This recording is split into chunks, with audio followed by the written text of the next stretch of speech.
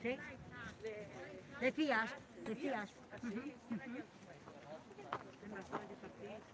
Ma io per te un'ora perché porti in città, queste volte da me.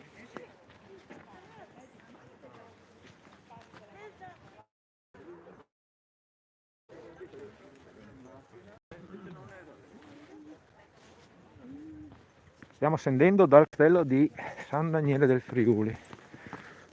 Ecco.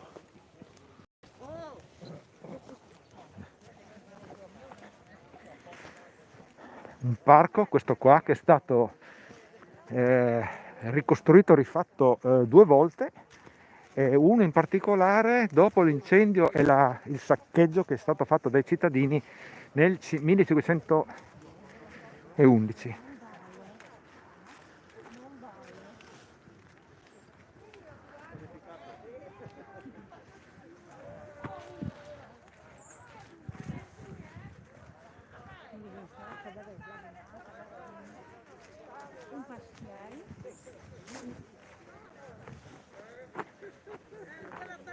Stiamo scendendo da questo parco magnifico.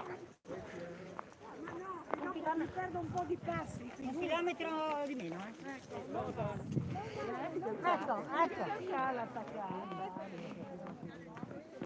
Mi sono proprio questi all'inizio prima. Come ho detto questi all'inizio. Sì, è qui lenti, non caricati spazio le gambe. Qualcuno deve essere il primo, no? Che cosa vi faccio a parlare dopo io?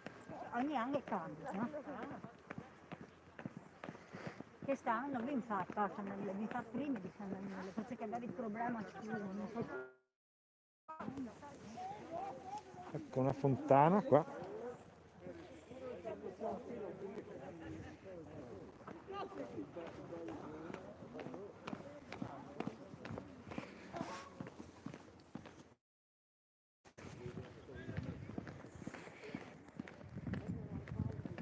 Coschia.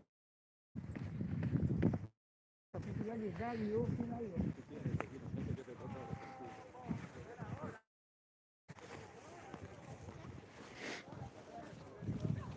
Qua siamo a colline moreniche che grazie al microclima dell'aria che arriva superando queste colline moreniche, quindi dicevo l'aria che arriva qua dall'Adriatico va a bloccarsi, crea questo microclima perché si va a infrangere contro le prealpi che sono a nord, proprio qua poco dopo San Daniele del Friuli, e quindi crea questo clima ideale per il prosciutto di San Daniele, quello buono.